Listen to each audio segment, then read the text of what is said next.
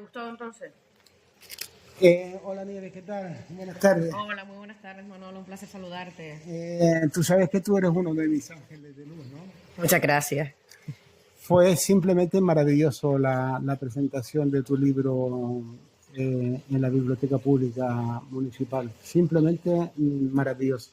Disfruté mucho de compartir mis conocimientos y de poder ver a todos los asistentes cómo les brillaban sus ojos y cómo la información pues podía estar ayudándolos en ese momento en su propia transformación personal.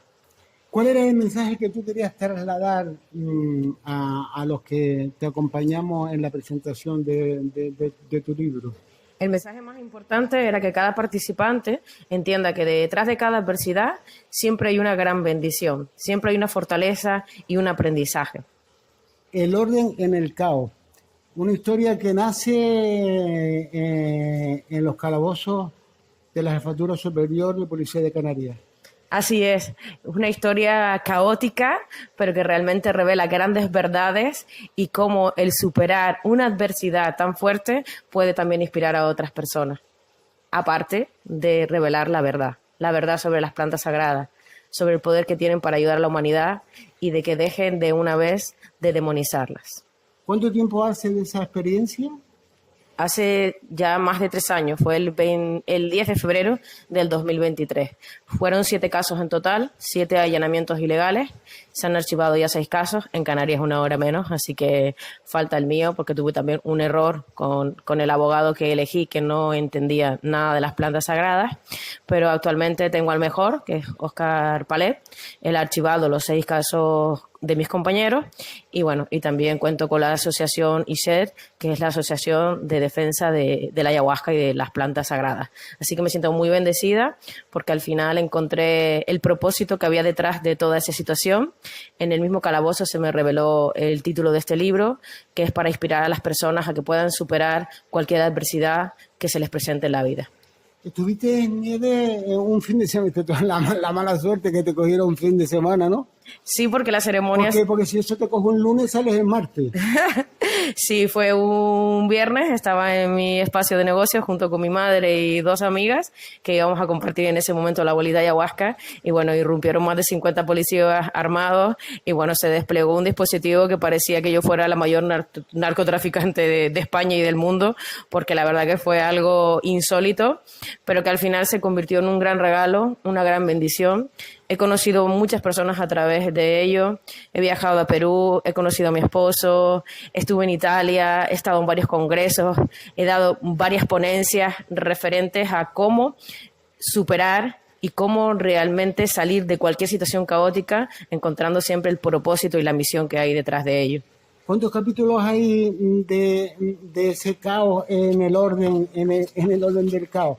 No hace falta que me lo digas con exactitud. Tiene 22 capítulos y 8 de los capítulos son testimonios de personas que tomaron la ayahuasca justamente en aquella época y que habían transformado absolutamente sus vidas.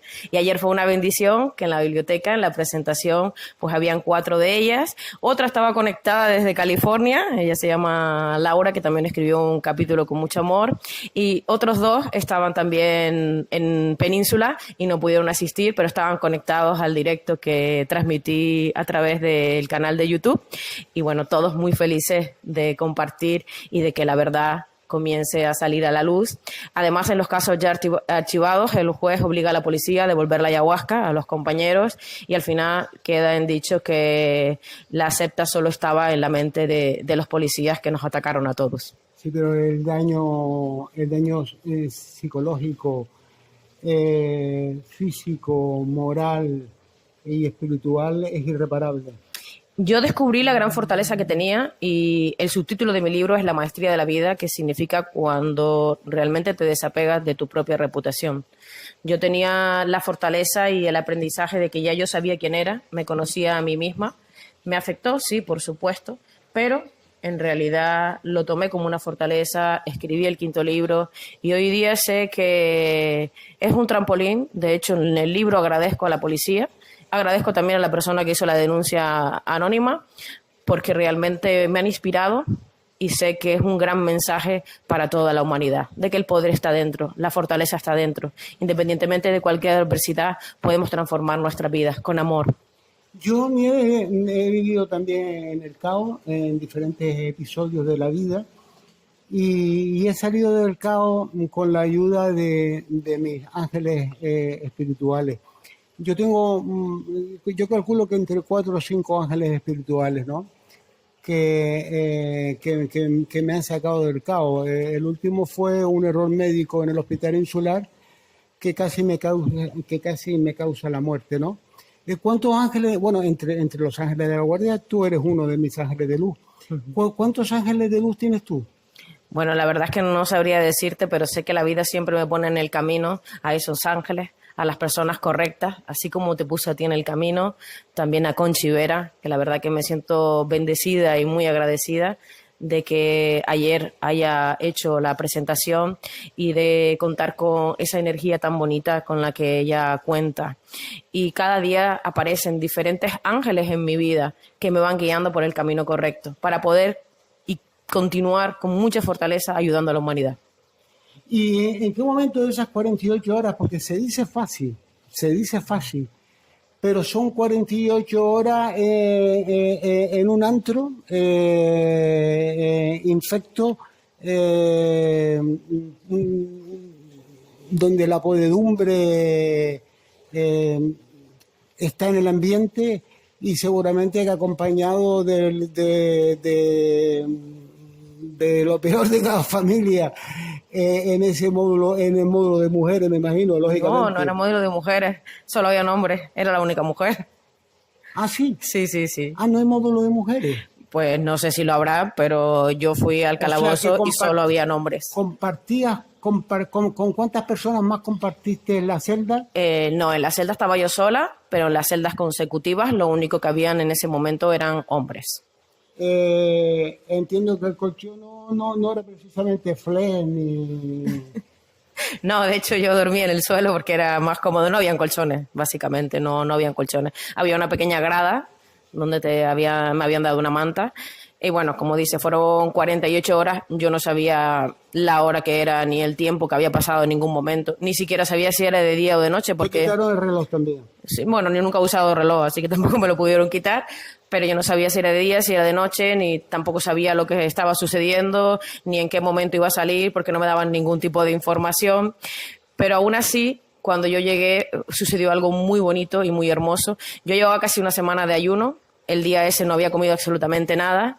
Ahí en el calabozo, lamentablemente, no te dan alimentos humanos, por decirlo de alguna manera, pero en ese momento tuve un estado de expansión, de meditación profunda, donde tuve la revelación del libro, donde sentía mucha paz y mucho amor en mi interior, donde comencé a canalizar y a cantar, y la celda, que en ese momento era todo un caos, todos gritaban, se golpeaban, insultaban, de repente comenzamos a hablar de una forma amigable.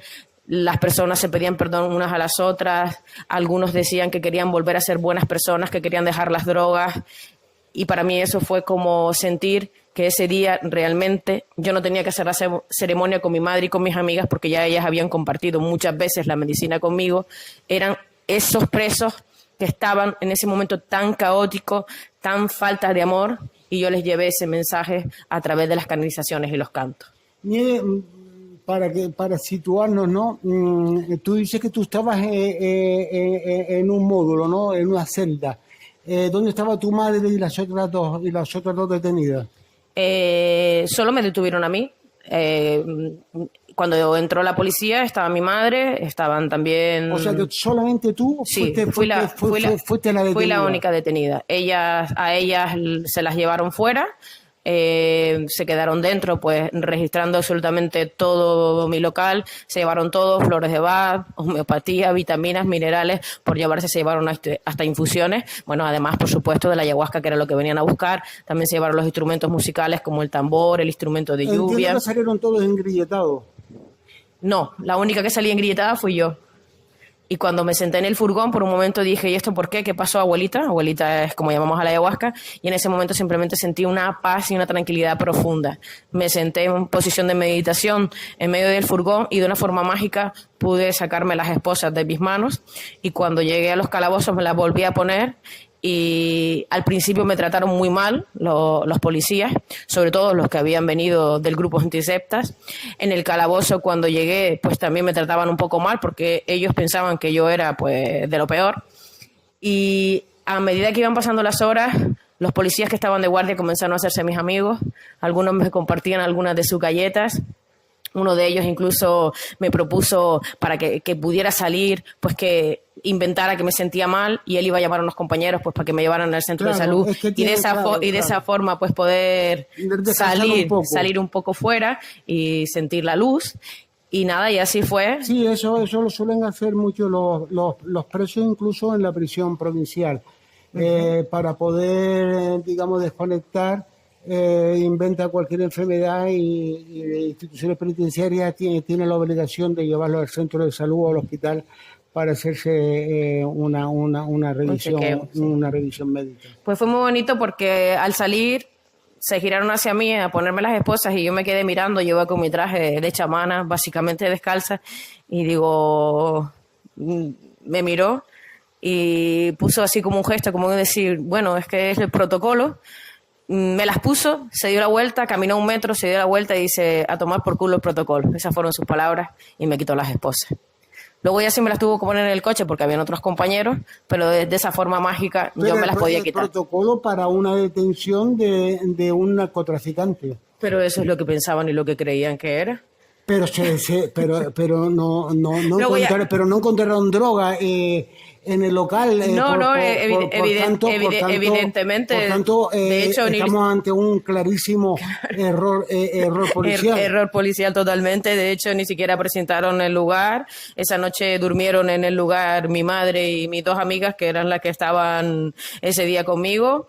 Y yo salí el domingo y ya el lunes estaba pasando consulta y al fin de semana siguiente estaba haciendo exactamente lo mismo, compartiendo la planta. El lunes pasaste a disposición judicial, entiendo que sobre las 10 de la mañana, ¿no? Sí, el domingo. ¿El domingo? Sí, yo salí el domingo de los calabozos, fue perfecto. Aproximadamente a mediodía. Perfecto, y entonces sí. El juez de guardia. Sí, sé que a la salida pues me esperaba mi madre y algunos amigos más y fuimos a comer al Pepe Chiringo que está cerca de donde estaban los calabozos, que yo no sabía ni dónde estaba, en los calabozos del sur.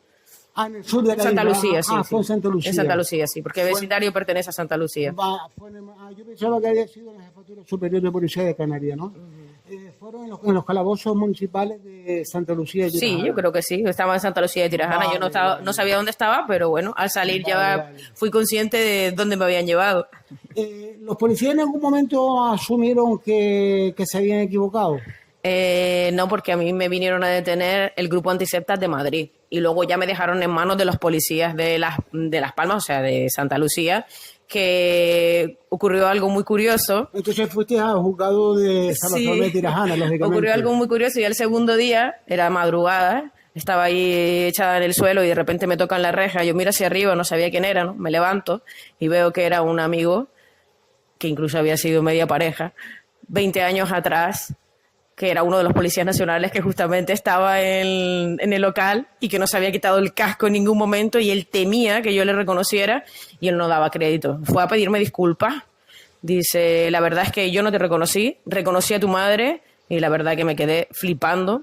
Perdona porque nosotros no sabíamos a lo que íbamos, simplemente cumplíamos órdenes. Esas fueron las palabras de él. Ya, no, yo eso lo entiendo. Yo eso lo entiendo, que estaban cumpliendo una orden. Órdenes, sí. Eso hasta ahí lo entiendo.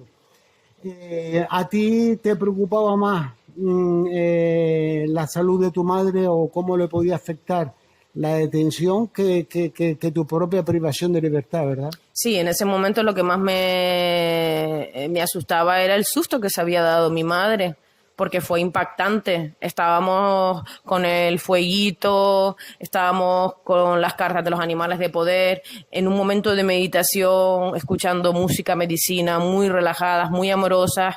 Estaba el entorno oscuro, solo estábamos con la luz del fuego, cuando de repente rompieron cristales, puertas y entraron muchas personas armadas apuntándonos con linternas y con las metralletas. Yo no sabía si eran terroristas, yo no sabía lo que eran, yo no sabía lo que... Sí, bueno, el perro entró después y fue el policía que más amigo mío. Se hizo, era una perrita, era muy bella y ella solo quería como jugar conmigo y hasta tiraban de ella como queriendo decir, no. Evidentemente la perrita no encontró nada.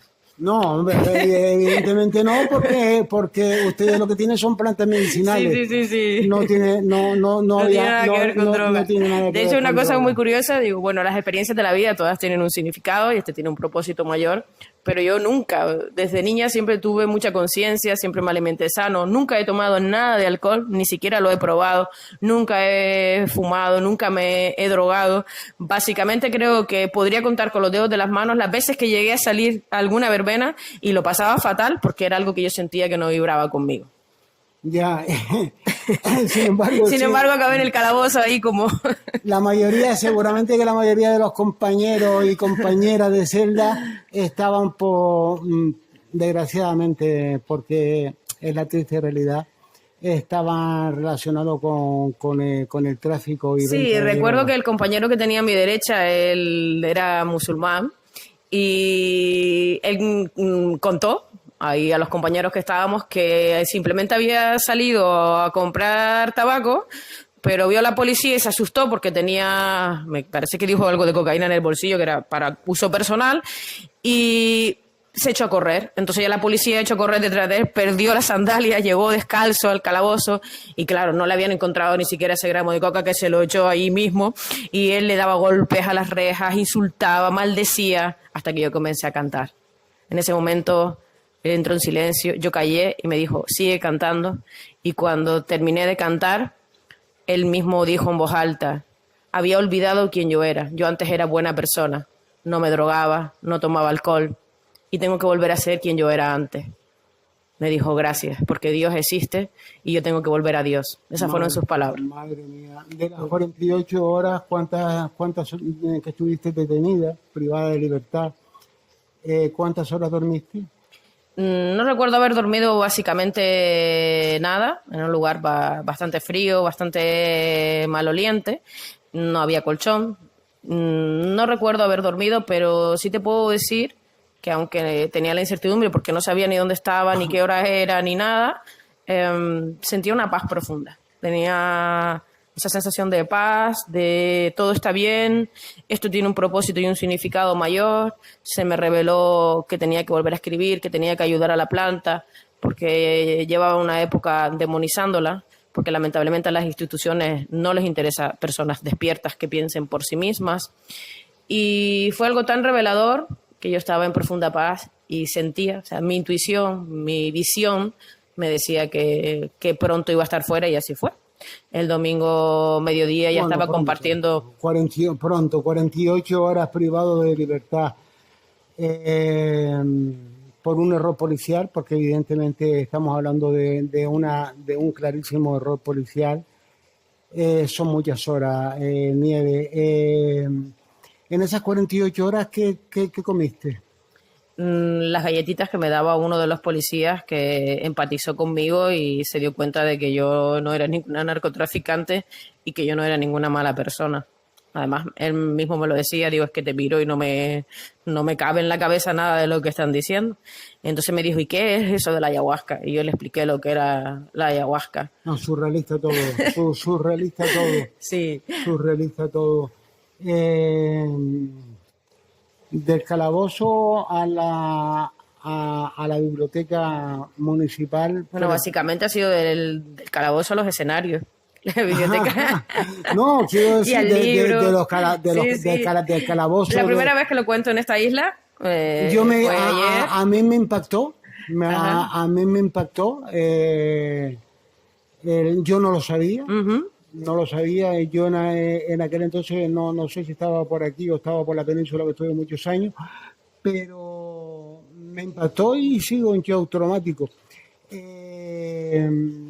La experiencia final se convirtió, el caos al final se convirtió, digamos, en una revelación. En orden, en propósito.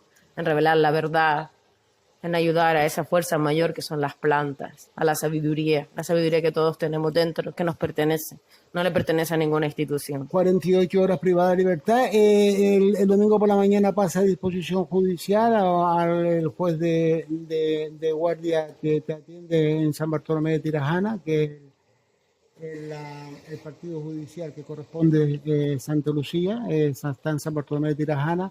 ¿En cuánto tiempo te puso en libertad? Una vez llegó la... ¿Cuánto tiempo duró la declaración? Nada, 5 minutos. Básicamente yo no tuve que hablar, habló el abogado, sé que mi madre pagó una fianza, no recuerdo si fueron entre 700 y 1.000 euros, algo así. O sea que saliste en libertad con fianza. No, es lo que le pagó al abogado, porque si llega a ser de manos de un abogado de oficio, ahí me hubiera quedado. Vamos a ver, el juez te puso en libertad. Sí, en libertad. En libertad sin cargo. Sin cargo, sí. En libertad sin cargo. Bueno, no sé sin cargo, yo la verdad es que no entiendo mucho del tema, pero luego... ¿Tú tenías que ir a firmar a juzgado, por ejemplo? No, nunca, ni siquiera me quitaron el pasaporte. De hecho, después de eso viajé a Italia, viajé a Perú. Entonces, sin embargo, se llama libertad sin cargo. Sin embargo, o sea, yo fui el cuarto caso, el quinto caso fue... ¿El Ministerio Fiscal emitió algún escrito de acusación? No lo sé, yo esto no entiendo. Yo solo sé que, por ejemplo, el mío fue el cuarto caso, el quinto fue Sergio Sanz, que a él sí le quitaron los pasaportes. Pero a mí me venían incluso a quitar mis ordenadores, teléfonos y demás, y no se llevaron nada. Bien, o sea, que solo se llevaron la homeopatía, las flores de Bach y las plantas, pero por ejemplo todo lo que eran aparatos electrónicos no se llevaron nada, me imagino porque se dieron cuenta de que yo no era ninguna narcotraficante. Bien, y al final era ni siquiera me quitaron el teléfono móvil, que sí se lo habían quitado el resto de los compañeros, de los casos que ya están archivados. Tú tuviste las 48 horas con el teléfono móvil. No, dentro del calabozo no, pero me lo devolvieron al salir. Vale, no, sí. A los compañeros no se lo devolvieron. Eso normal, te suelen quitar. A los compañeros no se lo devolvieron hasta que no se archivó el caso y el juez obligó a devolver absolutamente todo, incluida la ayahuasca y otras plantas. ¿Y se pudo recuperar? Sí. Se recuperó todo. Todo. De hecho, hay muchos artículos, vídeos, documentales. Me decía que tardaste 5 minutos en sede judicial, o sea, en tu comparecencia ante su señoría en San Bartolomé de Tirajana. La comparecencia duró 5 minutos, me dice, para tu... Sí, aproximadamente. De todas maneras, tampoco te sé decir exactamente porque en ese momento para mí no había ni tiempo ni espacio. Después de 48 horas, todo fuera fue muy rápido. Bien, pero fíjate, fíjate que el tiempo que tardó su señoría en ponerte en libertad sin cargo es una prueba más de que estamos ante una clarísima detención ilegal. El hecho de que no presentaran el lugar ya es suficiente, de que yo el lunes siguiera pasando consulta igual. Yo la semana siguiente volví a compartir medicina. Evidentemente la policía se había llevado todo lo que yo tenía, pero me aparecieron tantos ángeles de la guarda. Uno de Tenerife me dio cambocito, otro de Lanzarote me prestó su tambor, muchísima gente, otros me compartieron rapés, aplicadores, tenía todo de personas que no me conocían de nada, que me llamaron, que se pusieron en contacto conmigo y me dieron su propia medicina, sus instrumentos musicales para que yo siguiera con tanto amor compartiendo. Perfecto, eso me parece maravilloso. Está claro que ha sido una experiencia de vida. Y si al final se hizo el orden en el caos, llegó el orden en el caos. Pero después conviene recordar que hay un daño irreparable, que es el daño a la imagen y al honor, el desprestigio que supuso para tu carrera profesional y para tu centro de bienestar no sanitario, esa detención. Ese daño es irreparable. El acoso y derribo de los medios de comunicación, radio, prensa y televisión, locales, regionales y nacionales. Sí, la verdad que todo lo que fue prensa, televisión, radio fueron muy crueles. Además, eran ya lugares donde me habían entrevistado con mucho amor y realmente en ese momento no sabían que era yo y me habían juzgado de una forma muy cruel para luego volver a llamarme para seguir entrevistándome por otros temas de crecimiento personal sin saber cómo me habían juzgado y criticado 1 o 2 años antes. Sí, es lo que se llama la sentencia en televisiva. Está la judicial y de la televisiva, ¿verdad? Sí. De los dos casos, ¿cuál es la experiencia de ese caos, de ese caos del cual volvió el orden? ¿Cuál es la experiencia? La experiencia es saber que la maestría de la vida es cuando nos desapegamos de nuestra propia reputación y logramos encontrar ese propósito mayor, ese regalo de la existencia, porque el poder está dentro de cada ser humano. El maestro no está fuera. Los que ya han recorrido un camino pueden guiarte, pero el verdadero maestro está dentro de cada ser humano. O sea, digamos que esa experiencia al final no solamente te enriqueció, sino que incluso me decía que propició el que tú conocieras, el que hoy es tu marido, el gran maestro de la selva amazónica del Perú, el amigo Dan. Sí, ¿Cómo fue? así es, porque al año, ya había pasado un año básicamente, porque yo continué trabajando igual y luego estuve en un retiro con unos chamanes de Perú y por un momento decidí soltar y desapegarme de absolutamente todo. Cerré mi espacio en vecindario, dejé todo, o sea, solté todo, absolutamente todo.